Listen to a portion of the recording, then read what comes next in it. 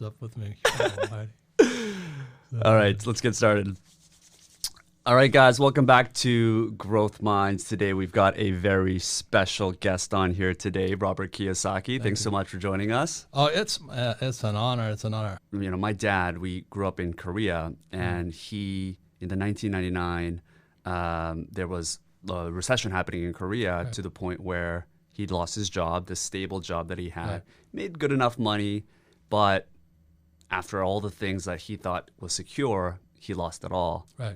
And it just, as soon as you were talking about, you know, the difference between the poor dad and rich dad comparison, it was something I completely resonated with. Right. So I'm really excited to be talking to you here today. Oh, so you talk a lot in the book, of course, for people the few people that don't know. I mean, you've had 31 million copies sold now of The Rich Dad Poor Dad? Well, 31 million registered copies, 41 million with pirated copies. Oh, I mean, we're probably talking 100 million actually in terms of pirated. It's insane. Yeah. Well, I was just in China. I was autographing books. It was like one book that was my book, and 5 were somebody else's. the pirates. Oh my goodness. Counterfeiters, you know. Oh my God. That's life. It's business. That's how it is, I guess. Now, right? Yep.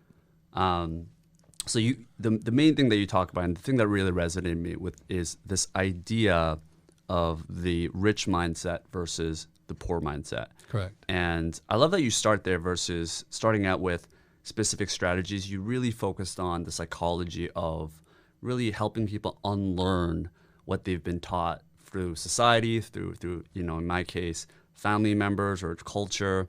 Talk to us a little bit about the difference about what a rich person's mindset is versus a poor mindset based on your experience. Well, that's a massive subject, but the primary reason I became an entrepreneur, and I had high-paying jobs. You know, I could have sailed for Standard Oil.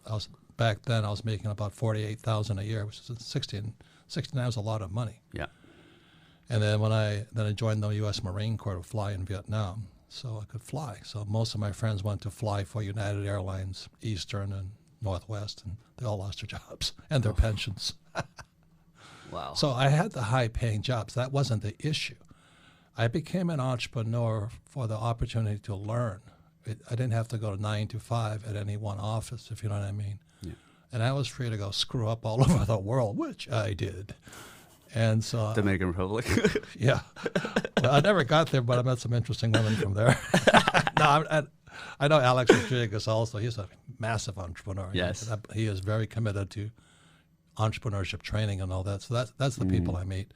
And the young women I met from the Dominican Republic, she's an attorney, she's gorgeous, you know, all that. So that's why I'm speaking with high fond memories of the DR, never having been there. Feels like you've been there, basically. Yeah, in my dreams anyway. Gotcha. So that was kind of the origin of how you started. But yeah, I mean, what do you think for people that perhaps a few people that have not read the book, what do you feel, if you can kind of highlight the major differences based on what you think have impacted people the most? What do you think those are? Well, we started off on this as your family culture, your family values, you know, and the Asian culture, if you don't have at least a master's, and I don't have a master's. Yeah. I have a Bachelor of Science with Science for BS. But other than that, you know, I only became an entrepreneur because it was the greatest challenge I could take on as far as my personal education, personal development. Yeah. And it wasn't to make money, you know. And as I said, my first business was a nylon and Velcro surfer wallet business. And the mistake I made, I was successful. And we grew internationally so fast, I just couldn't finance my success. And so I started borrowing money, and which was good. I started to learn how to raise capital. I learned how to negotiating. You know, the reason I was in Korea fighting Taekwondo was I was out there negotiating anyway for production because we were manufacturing in Hawaii, where the cost of manufacturing was too high. Sure. So I had to fly to Korea and Taiwan to negotiate manufacturing. I tell you, man, you're not stupid until you're negotiating against Koreans and Taiwanese, man. Those guys had me coming and going up one side and down the other. But that's what I did it for. Yeah. Do you know what I mean? Is to learn. And to learn to finance, learn how to factor, you know, how to ship and then factor my inventory and all this stuff. And I learned so much as I was going broke, successfully going broke. And so when I explain to young people, that's what I did it for. That's how you get smarter. But in this academic culture, we're just talking about Jordan Peterson, how he rails up against academics. Well, in the academic culture, the person who makes the most mistakes is a stupid person. But in entrepreneur, the person that makes the most mistakes and learns from them is the rich person. So I always say to young entrepreneurs, money will never make you rich. It's your experience, how much you learn, the mistakes you make, the people you make. And although there's horrible experiences, they're all good experiences if you learn from them. Sure. And that's the attitudinal difference of an entrepreneur. Most guys are small business guys, they're not entrepreneurs. They open a pizza shop to make money and they get stuck in that pizza shop forever. Well, that's not me.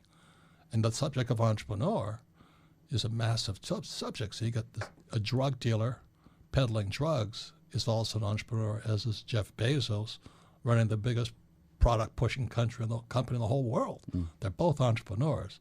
But the gap between the drug dealer and Bezos, massive. So when I speak to young people, I say, what kind of entrepreneur do you want to be? And if you're just here to make money, you can do that, but it's not exciting. Right. What do you think they should be focusing on other than just making money? Well, for me, it was always taxes. Okay. Isn't that technically more money, though? More money in the bank? Yeah, but the problem is when I wrote a second book called The Cash Flow Quadrant, which is the E, employee, S, small business or self-employed or a small entrepreneur. B stands for big business, 500 employees or more. And I stands for professional insight investor. So if I'm buying stocks, bonds, and mutual funds, I'm not an insider. I'm an outsider. So my goal from my rich dad, not my poor dad, was to make it to the B quadrant, so I have 500 employees, but more importantly, to be an I quadrant investor. And those guys on Shark Tank, like Damon Johns and Cuban and those guys, they're B's and I's. Yeah. The average small guy is an E and an S. And there's a very big difference in taxes. So I wanted to learn the tax law. So my friend Donald Trump and I wrote two books together. I know he's hated, but we wrote 2 books together. And we make millions and pay no taxes legally. That was the objective. And the idea is you have a corporation where you can deduct a lot of expenses. Now you have to be very, very smart. You don't deduct expenses. You have to be both a B, big business, and an I, an insider. So I invest in the inside. I don't have stocks, bonds, mutual funds, or ETFs. So the reason my education began when I left the Marine Corps, I was flying out of Kaneohe, Hawaii. And then so when I was watching an infomercial TV, I was still in the Marine Corps making back then about $700 a month as a Marine lieutenant. And I said, you too can make money in real estate. So my rich dad says, you better learn real estate because that's the game. So other than stocks, the real estate is the only game where you don't pay taxes. Sure. And the average person doesn't understand that because they're flippers. If you flip a house, you're paying taxes. So I don't flip either. So that was all part of the learning process of, it was like going down the maze, this tunnel and that tunnel and this tunnel. Sure. So today when I make, let's say, $1 million in my rich dad company, I go to the bank and I'll borrow 5 minutes. My $5 million, I got a 5-to-1 leverage. And with today's interest rates, it's fantastic. Crazy. Yeah. And because I'm leveraging up my real estate, I pay no taxes because of depreciation, amortization, and appreciation. So that's the stuff I was learning from my rich dad. Whereas my poor dad said, get your MBA. And I lasted, I think, 3 months in the MBA program. And then one day I woke up in the class and my notes were all blurred. I was still flying for the Marine Corps. I'm getting spit on by all the college students, you baby killer and all this stuff. And I wake up in the class, it was the accounting class, and my notes were all blurred because I drooled all over them. I said, I'm not learning a damn thing here. That was the last day of school for me. Jesus. Because I learned accounting working for Rich Dad as an apprentice, just like Trump. Yeah. We're apprentices.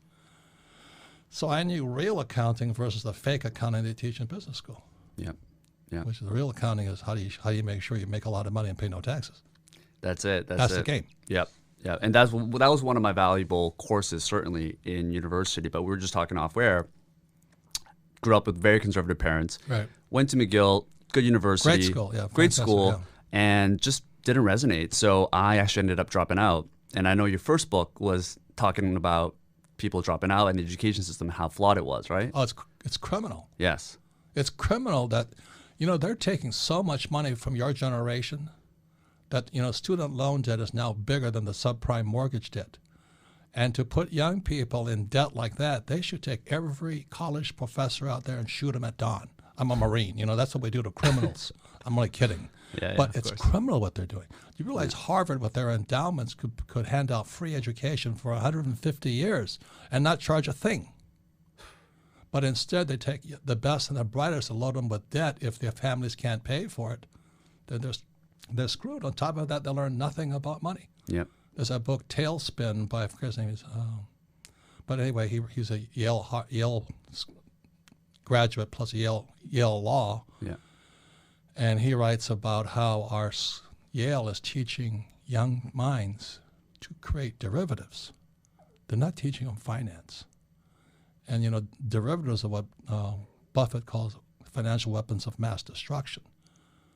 And we're still producing today we're 1.4 quadrillion in derivatives. On top of that, the young people are deeply in debt. Right. And there's still no financial education in our schools. And It's unlike criminal. corporations, when a student defaults or they go into bankruptcy, they still owe the schools money, right? It's When the they go worst into type of debt you can possibly get into because there's no escape. See, if I get crucified for this, but I have one bankruptcy on my record, but it was a corporate bankruptcy. I have 27 companies. So 1 out of 27 going bankrupt, I thought was pretty good. But of course, a journalist, that's all they focus on. You have a bankruptcy. And I said, let me tell you something, numb brains. There's a personal bankruptcy and there's business bankruptcies. No, but you have a bankruptcy, I'm going. Yeah, that's all they care about, right? But they don't know any difference. Yeah. And I agree with Buffett. He says, if you have stupid journalists, you have stupid people. Absolutely. Absolutely. And that's why I love Jordan Peterson, because he's attacking the academics. I love that guy. Look at the headlines right now with Corona and everything that's happening. It's crazy. God, no, but you know what I mean? Our academic systems are out of touch with the real world. That's my complaint. Yeah. And next to one of my best projects, a student loan provider is building this project that makes my place look small. I mean, they're building this massive, all built on collecting and servicing student loans. It's massive. Yeah. And they're SOBs to work with. I mean, they're my neighbors, but they think because of all this money coming in from students, they can bully me around. Well, I'm a real estate guy. We just fight back. They encroach on my easements and my boundaries. Well, we got more money than we can fight you all day long. I said, fight me. But they're student loan guys, which makes me hate them even more. Yeah. Yeah. This is in Phoenix. I won't mention the name because they're still my neighbors. The trouble with real estate, you can't choose your neighbors. You can always move out, I guess. But I mean, this is the major problem with the education system. It's so outdated that, I mean, I've heard that the current American education system was actually modeled after the 18th century within Prussia. Yes. Right? And I think it had some also influence. Like, I mean, the whole idea is that the American system is currently nicknamed the factory model of education. Correct. In that we're just manufacturing employees and people, they're almost discouraging people to think in a creative way in a world that will thrive with creativity because everything's going to be automated away. It's just insane. It is insane. The several things that I find, one more time, second book, Cash Flow Quadrant, ES. On the right side is B and I. And that's where guys like Mark Cuban and Damon Johns come from. They're professional investors. They acquire companies, they finance companies. They have what's called family offices, not home businesses or home offices. They're family offices. So I have a family office. So when I was a young man, my rich dad said to me, someday you want a family office. I said, what does that mean? I got an office. He goes, no. It's where you have a whole team of people moving your money for you because you got so much money coming in. Say too much money is a problem also because you got to keep moving it. So I have a family office, and that was part of the whole process of becoming rich was so I could learn to have a family office. And the average guy has a 401k. Why am I kicking his butt? I don't care if he went to Harvard. I'll kick his butt up one side and down the other, making millions, not paying taxes, but keep moving my money. Yeah. Yeah. So that's education. That's what I learned. Do you recommend, because there are schools, obviously, that are not as expensive in America. If you look at Europe, there are schools that are relatively cheap. Canada is still very expensive, but it's certainly not to that level of the US. So from like a cost perspective, if it is a lower cost, do you recommend, are there specific types of people that should still go to school and benefit from that if it is a lower cost?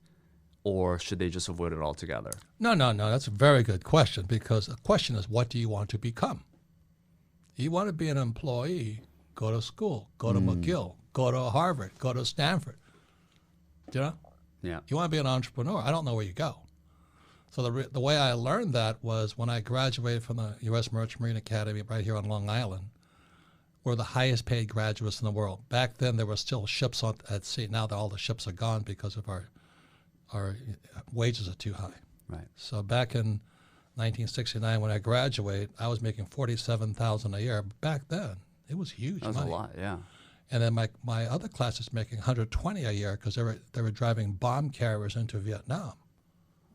And so they were in the zone for, I think, 18 months and was all tax-free. So you're a 22-year-old kid making $120K a year, tax-free.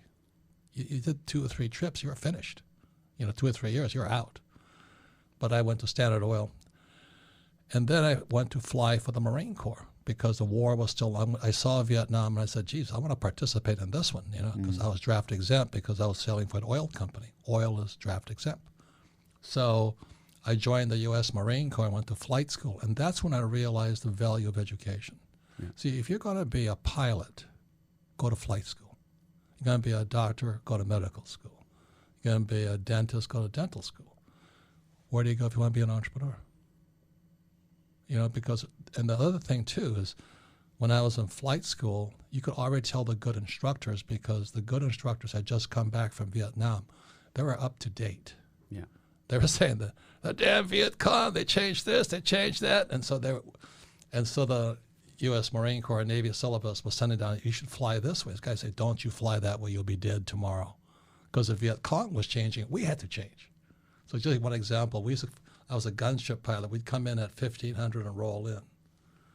And then the Russians gave the Viet Cong was thing called an SA-7. It's called a Strela in Vietnam. And the Taliban used it against the Russians in Afghanistan. Yeah. So if you came in at 1500 with this new technology called the SA-7 or the Strela, you were dead meat. You're coming in too high. Huh. Because a Viet Cong, with absolutely no training at all, just point, pull the trigger. This heat seeker went right up your tube, blew you out of the sky. So we're in flight school learning how to fire guns and rolling in from high, and these instructors are coming back. You do that, you're going to be dead. And that's where I learned the value of technology and education and the best teachers. Sure. So suddenly the teachers were telling us to come in at 1,500 feet on a gun and rocket run. We were saying, you're going to be dead. And so they were trained to come at what's called defilade. We had to fly below tree level. So everything was changing so fast. And that's when I really understood education better than anything else. Is education supposed to prepare you for the real world? And what's the real world of an academic? Yeah, it's all theory. Yeah. Yeah. And they don't have the skills for the real world. They want tenure. Yeah. Yeah. And that's the difference. Yeah, I think there are some initiatives that are slowly starting to pop up. It's still very in its infancy stage, like Thiel Fellowship. The billionaire Peter Thiel, he's got this program where he provides students $100,000 that are entrepreneurs to start their own business. I went through something similar in Canada where they provide money, investors, co-founders to start your own company. Good, yeah. And that's why I dropped out, but it's still so... I mean, come on. I followed your advice, Rob. Smart man. Put it into practice. But, it's still so far behind. It's still so far behind. Well, that's the thing I'm saying is that E&S, employee and small business, self-employed, or a doctor or a lawyer, specialist, yeah, the mindsets are different. B&I, completely different mindsets. So on the B and the I side, you have to have a team. So on the B and the I side, I must have a bookkeeper, because the most important thing I have are accurate records. Rich Dad Poor Dad is a book on accounting. That's all it is. It's a book on accounting with no numbers, just pictures. And that's why I made so much money on it. 31 million copies later. That's the trick, huh? Use lots of pictures. I'm a doodler. I doodled in school, so I'm still doodling in my book. But anyway, so on the B and the I side, you have to have the best teams. So I go onto the field. I have a friend who is an attorney, very smart attorney. He cannot figure out why I make like 50 times more money than he does and I don't work. But he's a hard-working attorney. And I go, well, number one, you're in the wrong tax bracket. And number two, you're a lone wolf. I'll kick your ass all day long. That's like going on to the football field and taking on the Patriots, Yeah. Can you elaborate a little bit more on the tax bracket for people that may not be aware of what you're talking about? Yeah, if you're an employee across the world, the average tax bracket is 40%. So you make $100,000. That means 40K is going to the government. If you're a small business, an S quadrant, 60% goes. So these guys have become small entrepreneurs. They wind up in 60% brackets. You can edit all that out, right? The coffee. Okay. So you go, they're a 60% bracket. So my objective was to get to the I and the B and the I. So on the B side, when you have 500 employees or more, you pay 20% in taxes. So that's why we're here in New York City. When Amazon was looking to move to New York, they were going to give them all the tax breaks possible. Now you're Joe Schmo, the computer programmer. They're not going to give you any tax break at all. You pay the high taxes. Pay more, yeah. And then the I quadrant is a professional investor, the insider, the inside guy. And the number one asset is real estate. That's the game. It's debt and taxes. So every time I make money in the B quadrant as a business owner, as a 20% bracket, I then move my money into real estate and I pay no taxes. Yep. And that's the game. So I get the whole tax system of capitalism is designed to make you richer. But our schools will never teach you that, which is the battle today between you academics who are E's and S's for most sakes. And then you have the B's and the I's. Their skill sets, their mindsets, their beings, their spirits are different. So like, when they kicked Bezos out of here, no problem. He just moved. Yeah. So for an entrepreneur that wants to one day start their business and they understand now because you're here that the school system that they're currently in is not going to provide them that, or let's say a parent is watching and they know that, their student is going to be part of the STEM field, let's say. What should they do? Should they go out there and drop out like I did and try to start their business and take that risk? What are the ways to transition off of that? Well, that's the reason I wrote Rich Dad, Poor Dad, and then the quadrant. So it gave guys like you kind of a roadmap. I mean, there's so many different ways you can get there. And then the third book's Rich Dad's Guide to Investing, the I quadrant. See, the I quadrant's the key. And as a professional investor, I use the I quadrant to analyze businesses. Like I just invested in an education company, and are you a trader? What's wrong with you? Why are you investing in an education company? I said, who funds education companies? And they go, I don't know. I said, the government. So that's why these charter schools and all that, they're pretty good investments because your source of income is the government because, the whole Constitution says every child must have an education. So they might be teaching them garbage, but I like the source of funds. Because you're on the other side. I'm only kidding. Because you're on the other side of the table, right? Yeah, I'm just sitting there going, what am I looking at? I want, if the entrepreneur has no skills and say, I got a PhD, but I can't sell, I can't negotiate, I don't have any professional skills and all this. I don't care if a PhD, I'm not going to invest in you. But if you say to me, the federal government is going to give you $1 million a month to teach kids, suddenly I like you a lot because it's the federal government that's a true capitalist money. Here, right? I'm not that mercenary, but I'm pretty close. I'm pretty close to that. And then I'm just going to invest that money in real estate. Yeah. Let's talk about money. So we talked about this idea of the rich mindset. We understand how broken the education model is because it's a lot of it, as we mentioned, modeled back to the 18th century of Prussia and the factory system.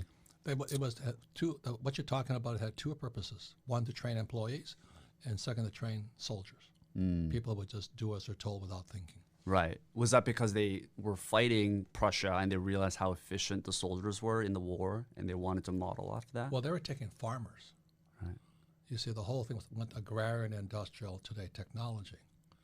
So back then, they were trying to get these farmers who were pretty independent little guys, and they work for themselves. So they're trying to train them from farmers or S quadrant, self-employed, to employees or soldiers. Right. People who would do as they're told. Right. And the education system hasn't been updated since that time, No, basically. it's actually gone backwards, in my opinion. In what way? Well, they're misinforming and miseducating. Look, the biggest thing for an entrepreneur is you've got to learn how to make mistakes. And the school punishes you for making mistakes. Second, you have to operate in a team. You know, everybody talks about team, except in school. If you take tests as a team, you're called cheaters. Yeah. So just those two mind constructs. The average guy goes out there afraid of making a mistake and starts a business and they make mistakes, obviously. Then they don't have a team. Gotcha. And the odds are stacked against them. Yeah. So my wife and I started with a bookkeeper. Why a bookkeeper? Because the number one thing an entrepreneur must have is accurate records. I made so many guys show up and they said, where are your records? They want me to fund their company. They don't have any records. They have no numbers. I said, how do I know if you're good or bad? Well, yeah, man, it's a good concept. We're doing a lot We're of good. going to change the world. Yeah. This is like a revolutionary concept. We're good people. Yeah. You know, I have a master's in art. Yeah. We're from the same city, you know? I know, yeah. You know? We grew up together. Yeah. Oh, I had this one guy. Oh, it was painful. My classmate, Hawaiian guy, you know, and Hawaiians have a different culture than the Japanese culture. And what he happened? says he wanted $2 million. I says, for what? I said, because all of my kids are unemployed. No, that wasn't the real reason, Yeah. was it? He says they've all lost their jobs. So you wanted just to loan money. No, I was supposed to give him the money because we're family. That's awkward. No, but I'm not trying to pick on the Hawaiians. Yeah. The what are they called? The people from Egypt. What are they called? These guys who are, I forget. Their culture is if you have something, it's mine. I forget what do they call it? They're gypsies. My friend is a gypsy, and he says in the gypsy culture that if you have two, one is theirs. I'm going, what? But then I started thinking about my friends, you know, my classmates who are hardcore Hawaiians. They're great people. Yeah. They can sing and dance and all this, but family is everything. And so if his family's hurting and I have extra, it's up to me, because we're all part of the same family, to help each other. Is that like an expectation that he has? It's cultural. And that's what really hurts most entrepreneurs. It's like we started a whole conversation. What's your family culture? What were your family's belief systems? What were their values? You know, and they all play a factor inside your success in so-called the real world outside of the family.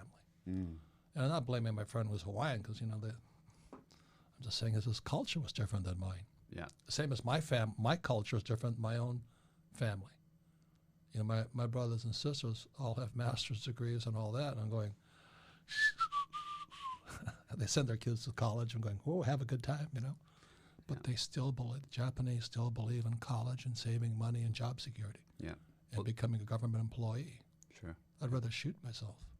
Yeah, I mean, Japanese, and because we had Stevie Aoki. Are you familiar with Stevie Aoki at all? No. He's like a big DJ guy, younger guy, but in his 40s now, but also Japanese. That's really young. And half my age. You look 40 years old. But he also resonated the same thing. Koreans are the same way, right? We're probably one of the most conservative societies when it comes to that, because we grew up in in Korea they call it chaebol. I think in Japan, what do they call it?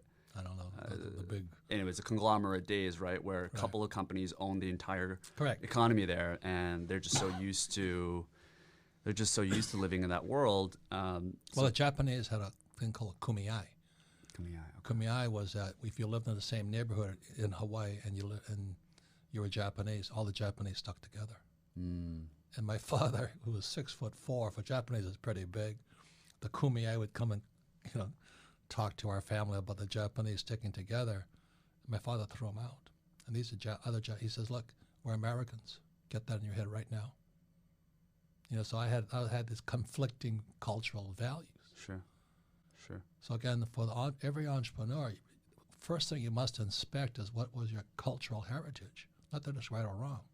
What were the values? Did you just struggle with that when you were growing up in high school? Hey, when I wrote Rich Dad, Poor Dad, I almost went to the devil for that one, Because Japanese, you don't ever criticize your father. Same as Korean and Chinese, right? Father is the king. Yeah. It's very patriarchal. Yeah. So when I was asked, well, how do you feel about writing a book about your father? I said, well, he's dead. I had to wait for him to die before I wrote the book because he would have killed me. My family was ready to kill me. Yeah, I was gonna. How did you overcome that? It's because I Jesus. said he's dead, and that didn't go over well either. Oh my God, were you close to them though when you were growing up? Yeah, I had a great father. Both my rich dad and my poor dad were great men. Yeah, but you both respect. They're two opposite guys. The one guy really believed in school, but he didn't know what he didn't know. Mm. And my rich dad never went to school, and he didn't know what he didn't know. But the two make kind of a whole education. So one was a capitalist, one was a socialist. Yeah. And so then we have Bernie Sanders versus Donald Trump, and I don't know, all this other stuff going on. It's kind of hysterical. When you step back, you look at it from values. I mean, you got two in the race now, right? Joe Biden and Bernie Sanders. Well, do you realize that if I ran for office, I'd be younger than all of them? It's crazy. It's great. They're all old. It's crazy. No wonder Biden can't remember things. I can't remember how to get in a taxi anymore. Jesus Christ. We also had Andrew Yang on in New York when he was running. He? He's doing good. He just announced something that he's starting called Move Humanity Forward. A lot of people thought he was running for mayor, actually, for New York, Really? which he still might. I'm not sure. I don't think he's announced it, but he's starting a nonprofit, basically. Give me a break. You know what nonprofit stands for? No. Tax exempt. That's what it really means. Yeah, probably. It means that they can't make money, so they're going to, I know the game. I sit there and chuckle and laugh all the time. Well, I can introduce you to Andrew if you want. Yeah. I don't understand how they can pay everybody. I fought for capitalism. I realize it's 80-20. It's called Pareto's Law. Pareto's Law is the 80-20 rule, right? Something like that. So 20% of the people need socialism. They need to be taken care of. But 80% can make money on their own. So why would I give somebody with the capabilities to be the 80%, give them money? Sure. Doesn't make sense to me. What did you think about the UBI? I'm assuming you've seen Well, feelings. I think, unfortunately, it's coming just because our school system is teaching people to be victims. I don't know if you saw me on Patrick Ben David. That guy's a genius, man. I love working with him. He's smart, yeah. Yeah. Oh, is he smart? I used to work with Tony Robbins, and he has that quickness of brain. Yep. I'm a little Hawaiian, I'm a little slower. But anyway, he goes, I told him, I said, during the agrarian age, the church was the center. So every small town had a church. So it was very spiritual, and that was the culture. We shifted to the industrial age, and then weaponry came up. So we could now kill. They went from swords to guns to machine guns to rockets to drones, So during the industrial age, they started building statues to war heroes. So that was, as a Marine, they have the Marines raising the flag on Iwo Jima, and they have Robert E. Lee and Grant. And so everybody respected war heroes and stuff like that. Now they're tearing down Robert E. Lee and Grant and all these guys because America is now worshiping the victim. Victim mentality. The victim mentality. And that's what I said on Patrick Bet-David. And a couple of my friends called me and said, "You're an asshole." And I said, "Well, you're entitled to your opinion, but I've been called better, and stuff like this." But I said, we're raising victims. Our schools are pumping out victims. And the reason I like this guy, Jordan Peterson, is he says, it's not what a person stands for. You see that? He did this great thing. It's what are they against? He says a lot of times they'll stand up there and say, well, I stand for socialism, but they're really against the rich. And so that's why when you talk about Andrew Yang and Pete Buttigieg and all this stuff, I wonder what they really stand for. What are they really fighting for? So I'm upfront with you. I'm fighting for capitalism. Yeah. You know, I fight for education, that we should have better education. I'm not saying anything else inside that. I don't have a hidden agenda. Sure. So when these guys are talking about we're going to fix the homeless, I said, what does that mean? And so what Jordan Peterson says, they're against the rich. They're not for the homeless. They're against the rich. And that's where most of the people on the left are. And I don't know that because I'm not political, not Republican or Democrat. You don't have any religious agenda. You know, you want to believe in God, fine. Don't want to believe in God, fine. But I want to know what you really stand for, not what you pretend to be standing for. Yeah. So when Andrew Yang says he's going to start a nonprofit, as a capitalist, I already know he can't raise capital. Because look, I'm doing the same thing, but I can raise capital. You know, I'm a hardcore teacher. Yeah. What do you think is the difference between you and Andrew Yang in that case? You can't raise capital. Not an entrepreneur. So what's the skill sets that missing? I don't know. You better figure that one out pretty quickly. Look, understand something. I don't have stocks, bonds, mutual funds. You know why? Why? I can make up my own assets. I wrote this book called Rich Dad Poor Dad, 31 million copies. I make $5 a book. You do the math on that one. I create my cash flow game. I think I make $6 or $7 a game in 50 languages. I know how to sell. Yeah, but don't you have to invest that money once you make it so that it's in a less risky asset class? I don't even need money. That's the worst part. The next book I'm coming out with is called The Infinite Return. Is that when you have the mindset of a capitalist, you don't need money. Okay. See, rule number one in Rich Dad Poor Dad is the rich don't work for money. Most people miss that one. But that goes back to 1971 when Nixon took us out the gold standard. Yeah. And money became fake money. Yeah. So anyway, my Rich Dad was preparing me to think about how can I make money without money. And the way I do it, I create an asset, like a book. I'm not saying write books because that's tough industry. But I write a book today. I sell 50 licenses to 50 different languages. And I collect royalties for years, the long tail. Yeah. So my money just keeps coming in. From with that, I borrow. So let's say I make $10 in a book. I'll borrow $50 to invest in real estate. I step up my basis for depreciation, amortization, and appreciation. Gotcha. That's financial education. Yeah. Not that garbage they teach you about invest for the long term of the stock market. Why would I do that when I can make up my own assets? Yeah. You know, that's what entrepreneurs do. Every entrepreneur should be making up their own assets and staying out of the stock market. That's my point of view. But can everybody do it? No, of course not. Sure. But I've screwed up enough times to prove I can do it. And my accountant will back me up. Yeah, the guy is an idiot, but he does create assets. Yeah, I mean, you have this great core competency, which is the ability to communicate something that's very complicated or what has been made complicated because why would people go to school and pay for that money if it sounds simple? So you made it really simple using pictures and everything. Right. And you've been able to find leverage. They say that you can find leverage through people, capital, or especially now it's media and software. Yeah. And you've been able to do all three of those. Yeah, and trade, you know, Rich Dad is a brand, man. Yeah. What that's worth. Yeah, no, it's impressive what you've done. It's amazing. But I can sell. And that's why my first job when I left the Marine Corps was to join Xerox so I could learn how to sell because of being Japanese, right? I was really shy. Yeah. You know, I could kill people from the sky. I was a Marine, I was, you know, decorated hero and all this crap. But I couldn't pick up a girl in the bar. And when I said that to my Rich Dad, he says, your sex life sucks, doesn't it? I said, oh, it's terrible. He says, because you can't sell. You can't sell. And so he says, if you don't sell, you're going to be lonely and horny all your life. So that kind of inspired me to learn how to sell. Yeah, yeah. So I joined Xerox, you know what I mean? But you have to do what it takes. So Andrew Yang is a good, smart, very smart guy. He can't sell. He doesn't know how to create an asset so somebody will give him the money. Then he doesn't know how to invest that money so he pays no tax on it. That's why he has to go the tax exempt or the, what do you call that? I don't know what you call this. I don't think in their words.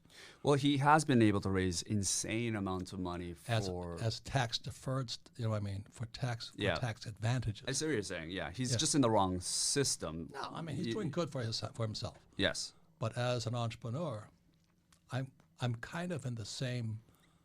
You talk about UBI, right? Yeah. Universal Basic Income.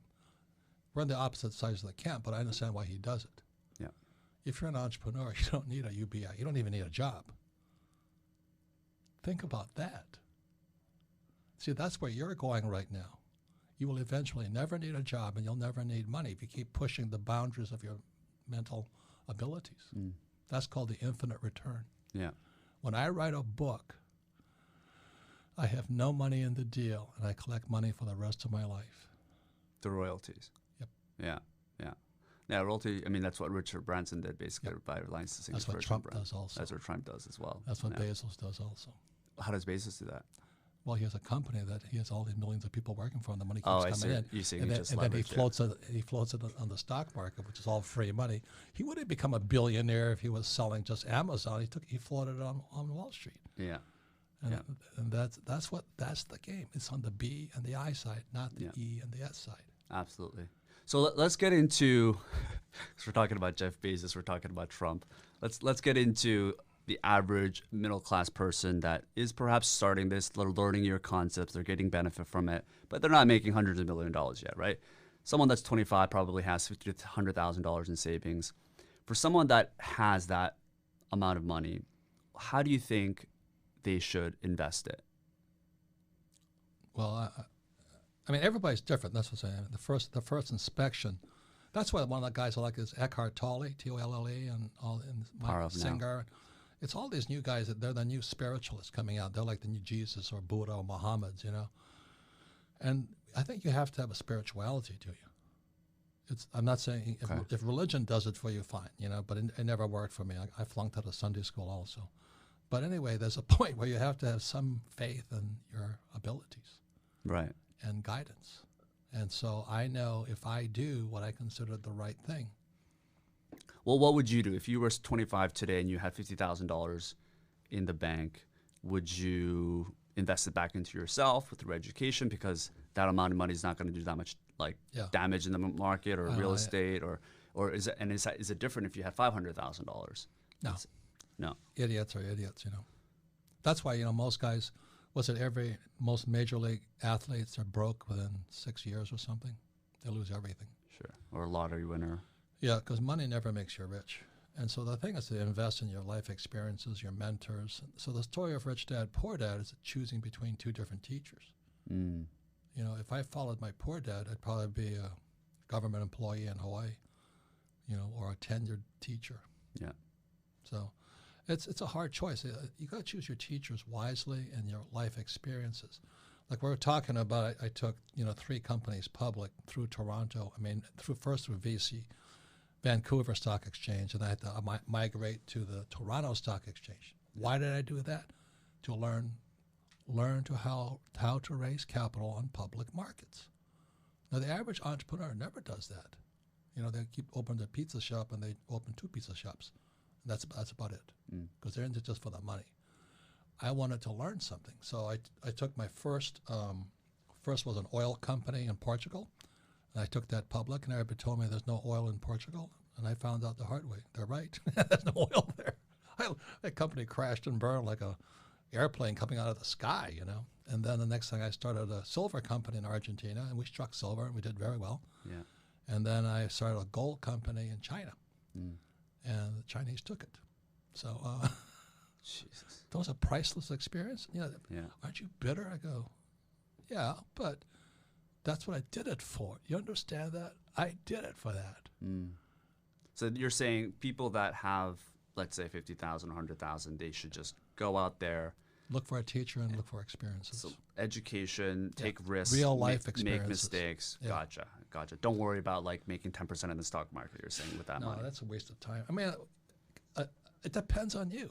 I don't need stock market to make money. I got that to raise capital, but not to make money. So there's so much to learn. That's the biggest problem. So like I said, you know, the guy pushing drugs on the street, he's no different than Jeff Bezos with Amazon, just the scale. Right, one's legal, one's not. Those guys bigger than Bezos in drugs. Trust me. Yeah. And I run into them. Do you? Oh yeah. How? The world's filled with those guys. So as you travel. Yeah, you just bump in. My father ran for a political office. He ran for lieutenant governor, the poor dad.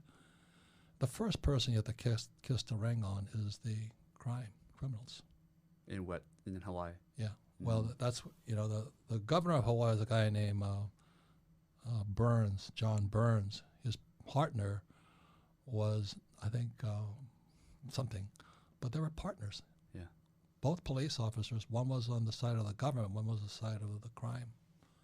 That's the game. Sure. I think people better wake up that the mafia and those guys, they're real characters.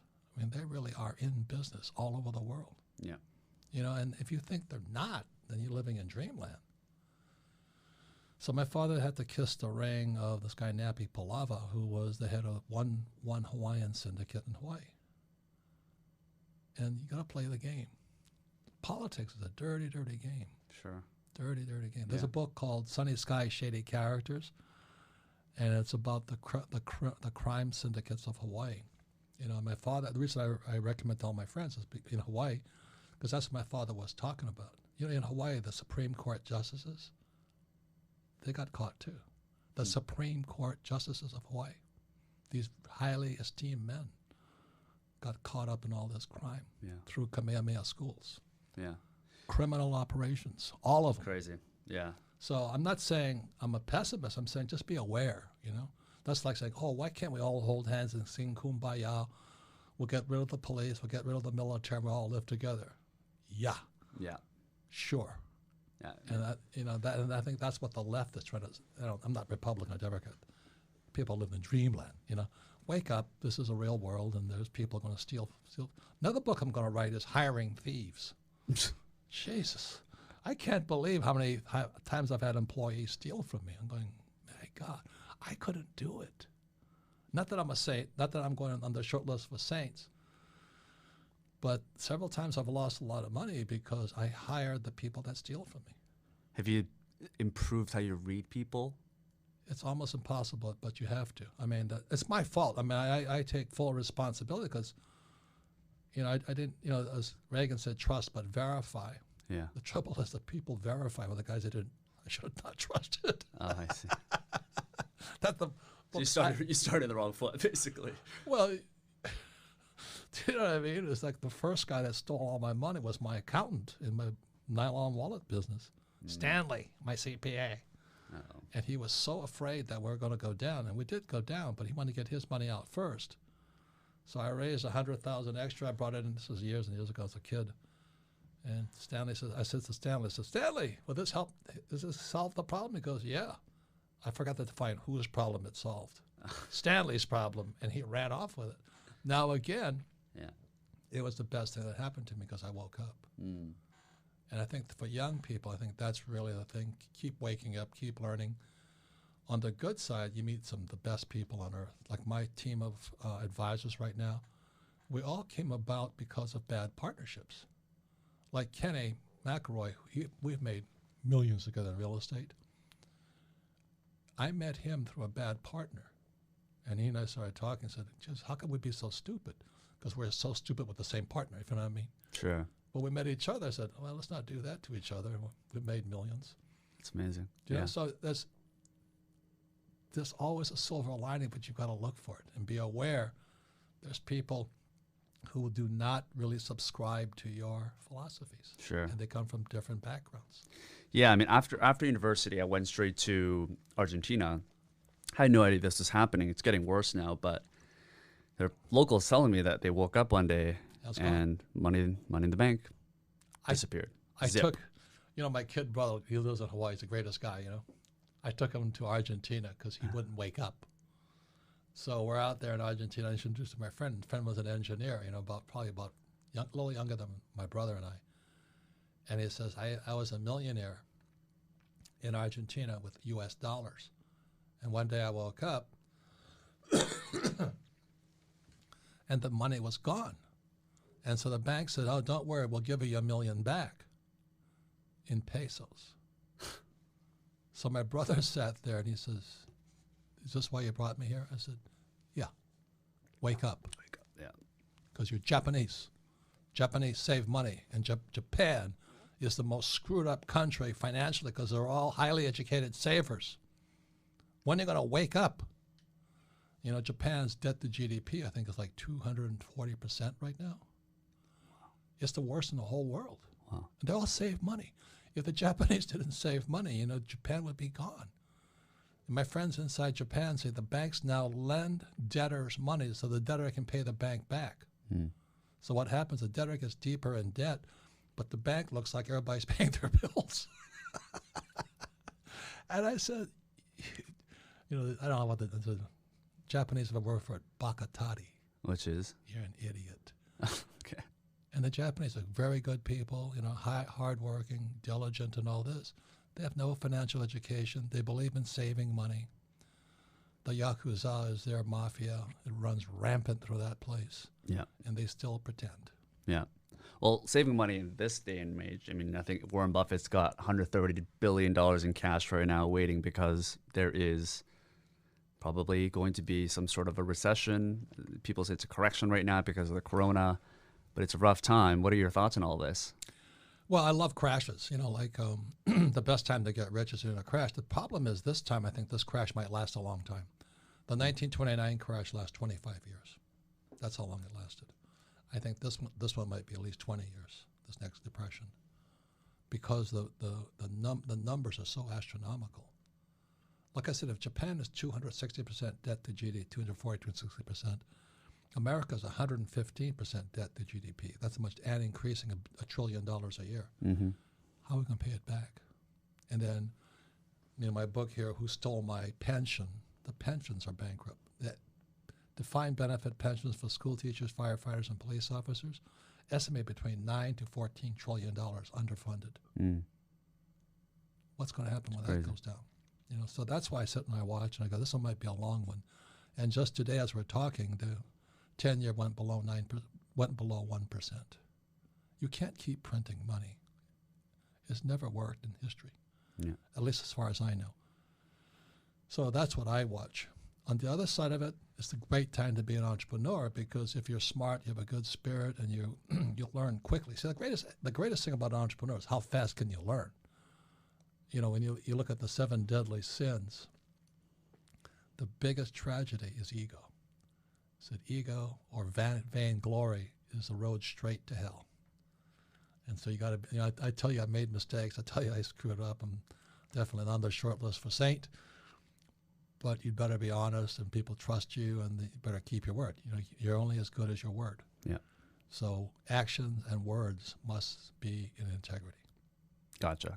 Yeah, a lot of the best businesses have started when there was a recession, right? There was this idea of Nassim Nicholas Taleb. I'm sure you're a fan of him. Oh, he is my hero, man. Anti-fragile, stronger. I love diamonds get stuff. Stronger, right? Yeah. As in under pressure. So it's a very interesting concept, but people fear it. A lot of people fear it. Yeah, but his lesson is you go to the gym, you get stronger. It hurts for a while, but you get stronger. Yeah. And people are coming out of school weaker today, and that's what disturbs me. And then Patrick Bet-David, man, that guy is amazing what he's teaching. Yeah. And so there's many young guys coming up that are teaching brilliant stuff, and that's YouTube.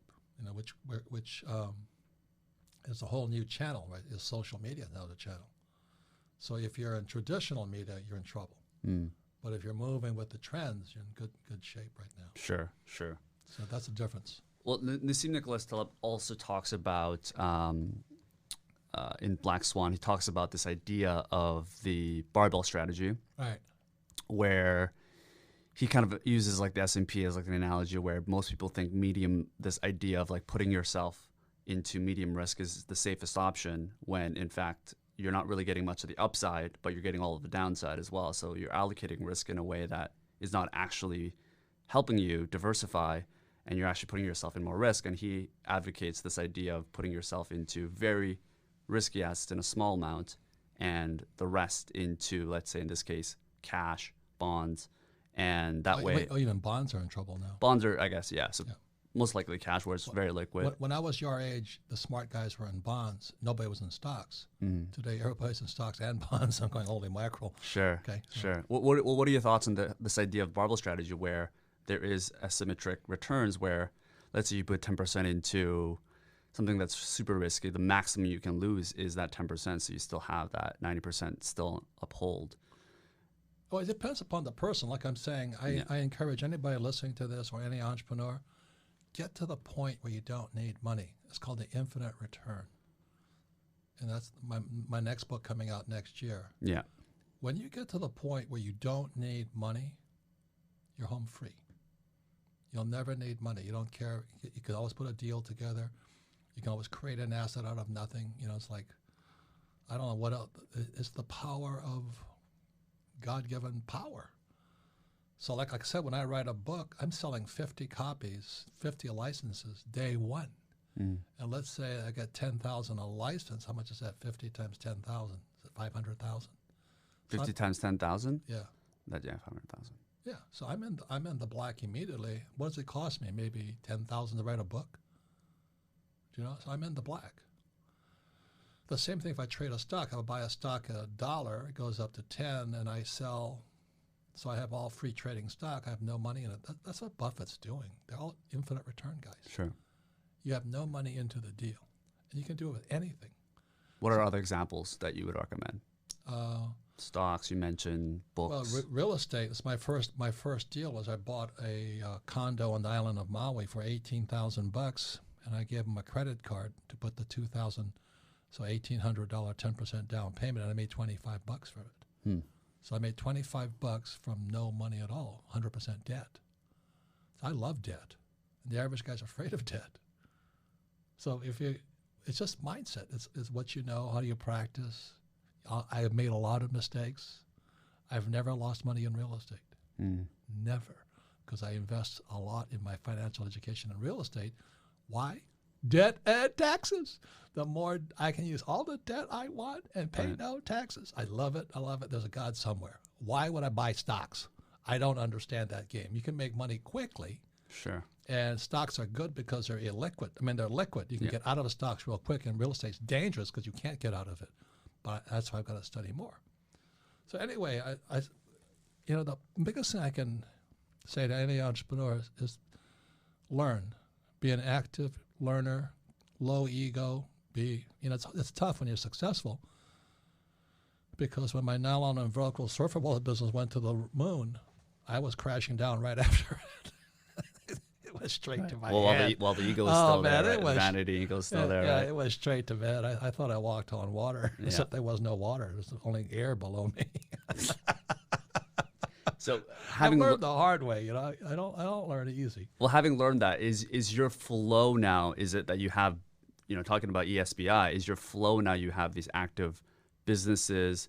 Let's say books or business as well. You use the profits from that, and you invest all of it into real estate. Is that kind of the way your money flows? No. I only invest in real estate. Right now, I'm out of the real estate market. I mean, I still have my real estate holdings, but I'm not aggressively buying because the prices are too high, because private equity and the hedge funds went into real estate. And now it makes it's like the stock market. It's a disconnect between the price and the value. So these guys, my best friend just became a billionaire because he took all of his real estate holdings and sold it to a hedge fund. He's laughing all the way. He says it's going to crash on him. It's fake valuations. Good timing. It's based upon today's valuations, maybe not tomorrow's. Interesting. Yeah. So he and I had a race. Who was going to be first millionaire? I beat him, but he beat me to a billionaire. So his idea is that he sold it to a hedge fund. Once the house market goes crashing down, he's just going to buy it all back at a fraction of the price. Correct. Gotcha. Because you think about entrepreneurs. You're not manual labor. So you're working with your mind, your body, your spirit, and your emotions. You're just timing things, observing things. You have to have good friends, people you trust implicitly. Yeah. And I have fantastic staff. I trust them with. Some of my people have been around me for 20 years. Some of my best partners are 40 years. And we trust each other. So that takes time. There's also been a lot of crooks along the way. Some. Like I found out, I won't mention names, but some of my CEO and my president were stealing money again. Recently. They can't sell. They can't sell. My friend who's my accountant, Tom Wheelwright, he says, he looks at returns all the time. He says, people who can't sell steal. You're saying they're not actually stealing money, but they're stealing time and valuable resources from you. They're actually stealing money from you because they're not selling enough, you're saying. They don't know how to sell. Okay, but they're not actually going in and stealing money from you. Oh, they are. There's so many ways you can. I see what you're saying, but I get what you're saying, but yeah, okay. One of the best experiences I had, I was a young Marine. I was in Hawaii. I still couldn't chase women because I was so shy. Yeah. So I got a job working as a manager of a nightclub in Waikiki. And so it was with the big, back today it's called Weston. I don't know what it was back then. Sure. So the general manager comes up and talks to me and says, "Hey, your PC is too high." I said, "What's PC?" He says, "Your pour count. Somebody's stealing alcohol. They're not stealing alcohol, but they're not charging for drinks." He says, "Catch them." For 6 months, I could not figure it out. I couldn't figure out how the bartenders and the cocktail waiters were stealing money from me. So when I told my rich dad that, he says, "I told you." I said, "What's that?" He says, "If your bartenders and waitresses are smarter than you, don't get into the business." That's too risky. And my other friend, I was going to buy a professional team. And he said to me, he says, You were going to buy a professional team? Yeah. Which sport? Baseball. Baseball, okay. No, just not because I liked baseball, but just because the baseball team was in trouble and I was going to buy it. And So you thought there was money to be made there? Yeah, but I do it. I do it because I want to learn, not because I'm interested in the team. So I ran the numbers, I ran the process, I found out about the business and all that. And finally, this friend of mine came up to me. And he says, and he's an NBA player for 18 years. He says, "I'll give you lesson number one in business." I said, "What's that?" He says, "Never invest in a business where the employees make more than you do." Interesting. And that's why it didn't work. Yeah. Because the more successful the team got, the more money the employees made. You can never win, he says, until you flip it. Yeah. And I said, I don't want to do that. So anyway, please listen to all you entrepreneurs out there. It's the biggest learning adventure you can go through. Even the bad lessons are good lessons if you have the humility to learn from them. Yeah. I mean, I like your mindset because your whole thing is you're going into these different projects and you have this growth mindset. We're talking on growth minds, obviously, but you're always in it to learn something new. Anti-fragile. So that's Nassim Taleb. He says the moment you go into the unknown, you're getting destabilized, but you're getting stronger. And the average person, they want security and less risk. They're getting stupider and less fragile, more fragile. Yeah. So you become anti-fragile when you go into the unknown. Sure. And Sure. I explained that to my company. I said, in my company, I said, I don't care if you make a mistake. I do care if you don't tell me about it. Gotcha. Big difference. Speaking of unstable, we're probably in a very fragile market right now, and a lot of people are, in many ways, freaking out. What do you recommend people do in a market that is potentially heading into depression? Should they be saving cash and thinking about, becoming more liquid? Like, what are some of the things that they should do? Well, it depends upon the cash. If you're in Argentine, is it pesos? Pesos, Argentine pesos, yeah. I wouldn't touch it. I'd save gold and silver. See, what's his name? What's his Bridgewater's guy? Ray Dalio, yeah. He says it depends upon the currency you're in. Sure. He says, so like Zimbabwe, their debt is financed with external money. Japan is internally financed. So that's why the depression doesn't hurt them as badly. So you have to learn so much about that. So I own millions and millions and millions and millions and millions in gold because I started buying gold in 1973 when it was illegal for Americans to own gold. And I like gold and silver because there's no counterparty risk. There's no other party to it. Gold and silver are God's money. So people say, well, it's not a good investment. I said, yeah, but I sleep at night. What's that worth? Sure. So I don't care if the dollar is corrupt, the U.S. dollar is corrupt, but it's the strongest currency in a horrible currency world. Yeah. So if you're U.S., save dollars. You're in Argentina, don't save gold. Right. Save Bitcoin. You think Bitcoin would be? I mean Bitcoin's got its problems too. But Sure. I'm saying, So when you say save money, you got to say what currency? Yeah, what currency? Sure. Do you know? It's like the Swiss franc used to be the strongest currency of all, but now they're backed by the FANG stocks. And so I'm kind of backing off of the Swiss, whatever they use. I don't even know anymore. I just kind of, it's almost instinctive. Sure, sure. I mean, the Argentines, what I found interesting was the way we look at gold, because I think you're completely dead on. The way we look at gold as a way of hedging, the Argentines look at Bitcoin and the way they look at U.S. dollars. Correct. As a way to hedge that. Correct. So it's more stable. I think you're spot on with that. Yeah, for sure. You know what's funny about Canada, though? What? How much gold you guys got? I don't know. A lot, I guess. None. None? Yeah. Canadians are just as silly as the English. But there's like so much land that. But they have a lot of gold. They sold off their gold. Ah, interesting. So, to who? I don't know. They just got rid of their gold. But they have gold in the ground. But it's because, Canada's resource rich. But the guys running your country are idiots. Jeez. Let's not get into that too, Paul. Robert, we're going to piss so many people off of this podcast. I mean, how many people have we did so far? How far are we going with this? But you got to be smarter than your politicians. This podcast is going to be canceled.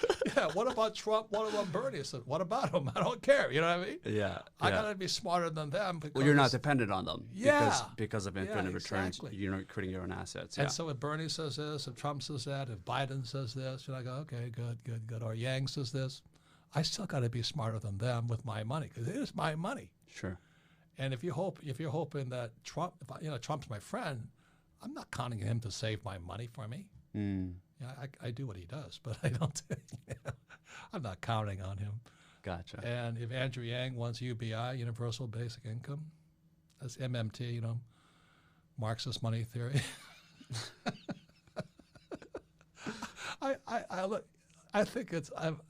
I think you got to look at it as a comedy show.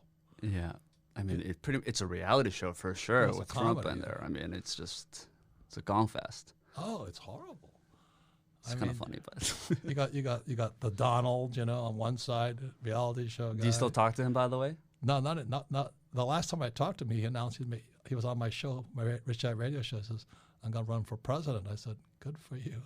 I better stand far away from you." Because all he's a target now. Did you think it was a joke, though? No.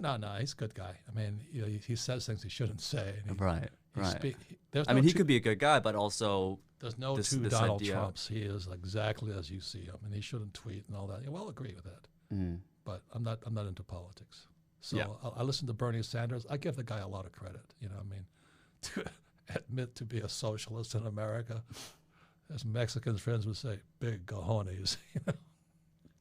And Pete Buttigieg, a gay guy, and all this, and going, I don't know if he's the husband or the wife, but you gotta have such guts. And then Andrew Yang, I'm gonna give everybody money. I'm going, thank you. It's a catchy headline, no? Yeah, I watch all this stuff. It's a TV show as far as I'm concerned. But if you're counting on them, you're a bigger idiot than they are, So, and then Pocahontas, I just love her, She, how did that happen, Rob, you're sounding like a real Republican right now. I'm not a Republican. I'm a cartoon commentator. I think it's hysterical. You're just observing this whole scenery. Yeah, basically. but I still have millions in gold, and I still have my real estate. I'm still offshore many things, and I don't pay any taxes legally. Yeah, so I can laugh. If you're not there yet, you can't laugh. But I wouldn't count on those guys to save my ass. Right. That's all I'm saying. If you're going to be an entrepreneur, it's going to be the biggest adventure of your life, as long as you want to keep learning. But if you just want to make a few bucks, you'll be taxed to death. Yeah. That's the S quadrant, ESBI. That's the problem. And small business loans and all, they don't give you any money. It's hard to raise capital as an S. Sure. Crowdfunding and all that stuff, but I'd rather go to Wall Street. I'd rather raise my own capital. Yeah. But those are skill sets. So I say to every entrepreneur, look at it as the biggest education plan you'll ever go through. I don't care if you have a college degree or not, but you better learn really quickly, fast, have good people around you, and keep studying. Yep. Okay. Well, Rob, let me end off because I know you came in because you wrote this book called "Who Stole My Pension." Talk to us a little bit about what people don't know about pensions today, what the average person does not understand about how pensions work today. Well, the pensions are bankrupt. They're gone. My father, my poor dad worked for the government, and he lost his pension in 1972. And he still told me to go and get a job and all that. So my poor dad became a poor man When he lost his job, his paycheck, and his pension. How did he lose it? Like he just got He nothing? ran against the governor. See, the governor was a crook. John Burns, police officer. If you read the book, Sunny Sky, Shady Characters, you'll find out exactly this. He's an investigative report. I forget his name now. But he said everything my father was saying to me. They're all buddies. Shady Sky, Sunny Characters starts with Don Ho. Nice Don Ho. And they were all in cahoots. Supreme Court justices were all in cahoots with Kamehameha schools, the most richest school system in America for Hawaiian kids. Yeah. And all these estates just ripping people off. So my father, after he became the governor's staff, resigned. And he said, I cannot, in good conscience, ethically, morally, and legally, I cannot be part of your staff. So he made the mistake of running against him. This is while I was in Vietnam, defending the country from I don't know who. But anyway, I come home and my father's bankrupt. He's bankrupt. No pension, no paycheck, no job. And he's still telling me to go back to school, get my PhD. I said, I'm going to wind up like you. He said, go fly for the airlines. He read who stole my pensions. My guys, my friends who flew for United, they're all broke. Nobody knows this. Right, but why is this? Is this happening to everyone that has a all pension? over the world? Okay. It says back here on the back of who stole my pension. What's America's #1 export? Toxic assets. Derivatives. Still manufacture them. Subprime mortgages, yeah. Yep, subprime mortgages. So is there stuff that, because my mom's a nurse and she's under a pension plan, union members are, for people that are relying on pensions or have family members or friends that are on pensions, what can they do to actually That's why I wrote the book. Because Yeah. not all pensions are bad, but understand CalPERS, which is the biggest state pension plan in America, that's California state teachers, they're $1 trillion underfunded. The reason people are evacuating California right now is because they know California is about to go bankrupt because of pensions. So if CalPERS goes down, so does the stock market goes down, so goes the 401k. So this coronavirus is one thing, but it's really a house of cards or a set of dominoes ready to start to fall. And it all went back to 1971, the year Nixon took the dollar off the gold standard, and we could print phony money. And we're still printing funny money. Yeah. So the rich are getting richer if you're playing that game of investing, and the poor and middle class are getting poor. Yeah, the first thing that I realized where things start to look a little bit backwards when it comes to pension fund money is that, because I'm in the tech world, so when someone that's in venture capital, private equity, they want to go raise their fund, first thing they go to is pension. So it's a little bit backwards because people are giving money into a pool that goes into a pension fund. That's the book. And you got it. They go and give money to other managers to manage the money. You got it. So you got it. But what do they do? Like, what do people do? Like, what does my mom do to make sure she's protected? Is she just completely helpless in this state? What you can do is what you can do. I hate to be flippant about what you can do. What you can do. Sure. Say if you're a stock trader, you understand how to short the market and play the options market. You're in hog's heaven. And when this baby starts coming down, like right now, a lot of guys are making more money as it crashes. You make more money in a market crash, but if you don't have that skill set, you're in trouble.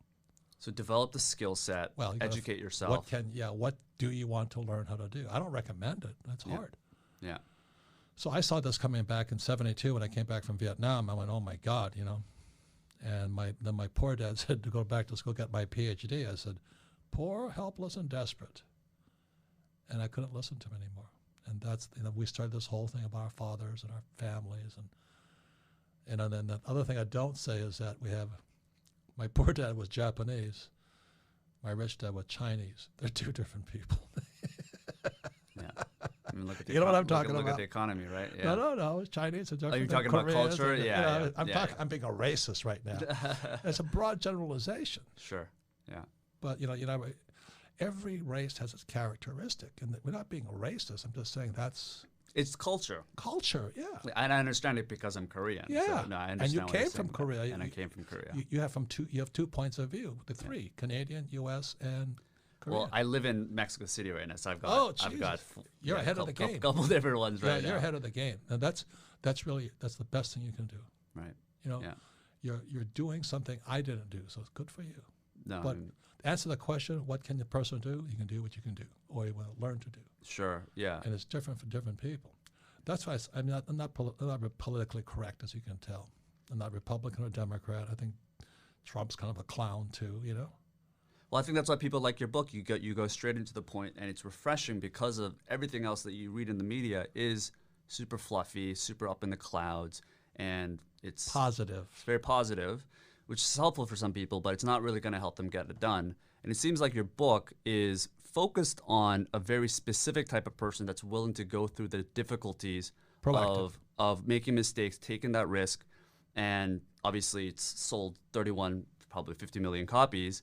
And because of the fact that it provides a lot of education, but the people that are actually going to take action are probably going to be a fraction of the people. So really the people listening, that you need to understand if you're the type of person that can apply the things that you've taught them. If you're listening to this podcast about entrepreneurship, you have a better chance than somebody in their MBA program at McGill, because your mindset's different already. Sure. Absolutely. It's mindset to start. Absolutely. So if I can tell you one more thing about your race, the Koreans. Yeah.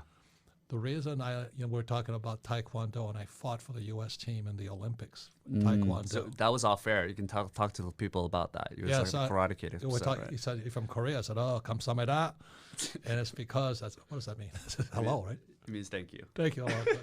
I don't even know. It's the polite way to say thank you too. Okay. There's like polite, Japanese like same thing. So how do you know that? So because I took up Taekwondo. Why did I take Taekwondo? Because I was standing in Vietnam as a 19-year-old kid, and these people called ROC Marines went driving by. ROC says Republic of Korea. And people were dodging, running from these guys. I said, who are those guys? You know what I mean? It's like Butch Cassidy, the Sundance Kid. Who are those guys? He says, they're ROC Marines. And I said, what's so good about them? He says, they can kill anybody with nothing. And the legend that went ahead, the PR, the public went ahead of the ROC Marines. There are stories of these guys, the Viet Cong would tie them up and they still kill them while they were tied up. And I said, how'd they do that? He said, well, they didn't tie their feet up. I went, what? Which is Taekwondo, yeah. Taekwondo is all forms, legs, kicking. So I stuck that on my back of my head. So I went to watch the ROC Marines train when these guys, they have no feelings. They're just tough. They make great entrepreneurs, though, no? Yeah. They're nasty. They're not good guys, but they're tough. They just go in. So I came back to the States and I took up Taekwondo, and I still stuck at it. But I took it up. And you have a black belt, Rob. Come on. Yeah. Well, American black belt versus. You know what I mean? I see.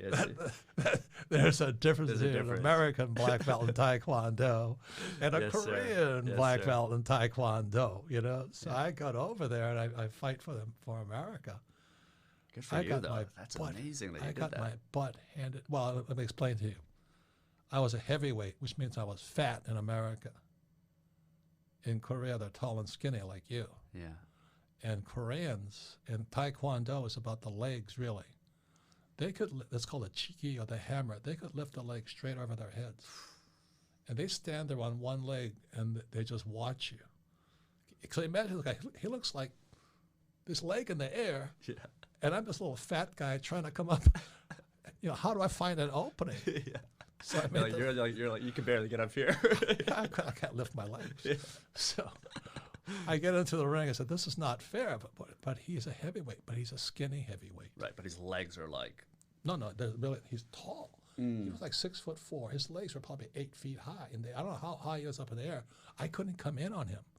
So I made the mistake. I said, well, no guts, no glory. I jumped in on him. That leg came across my head, and I was out. I didn't have a prayer. Jesus. But we're talking about, just like Karate Kid, there was one guy who was watching the tournament, this Korean guy.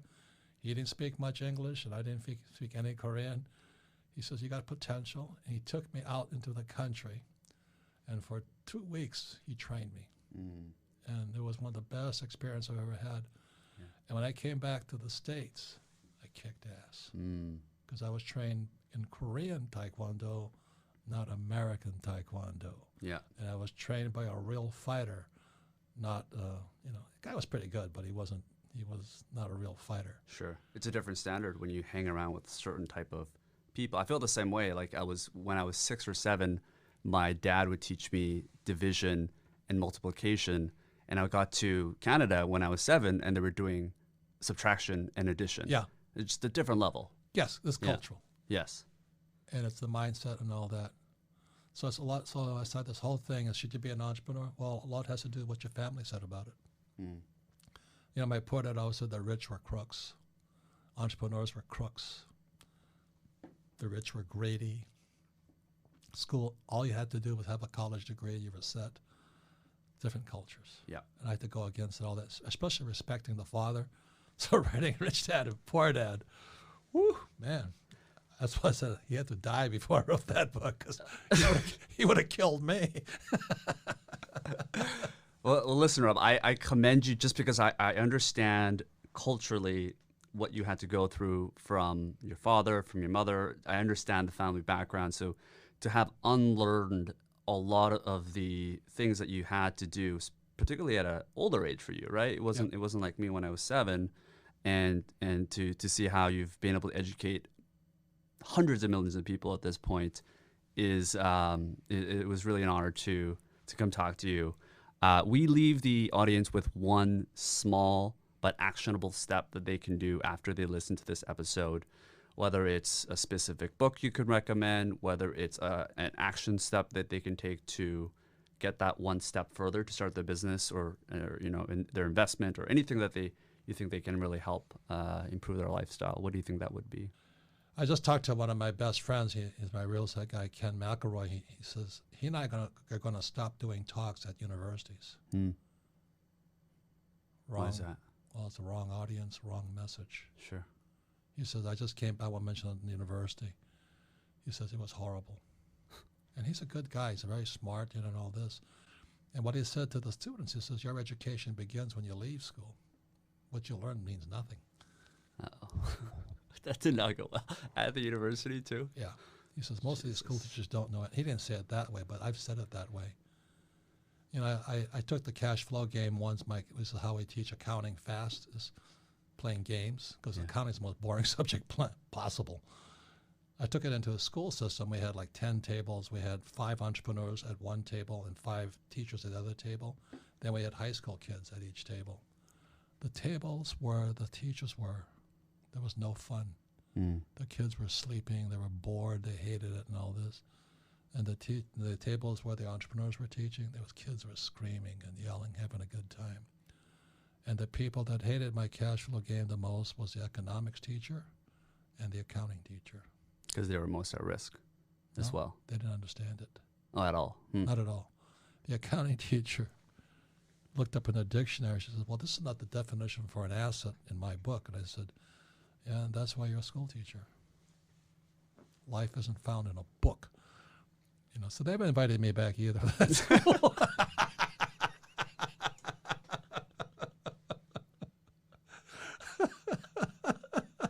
Rob, we'll always have you back.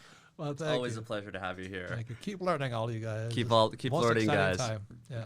Awesome, guys. We'll tune in for next week. Thank you so much, Rob, for coming on. Thank you. And for giving us a straight shoot interview. Tune in for next time, guys.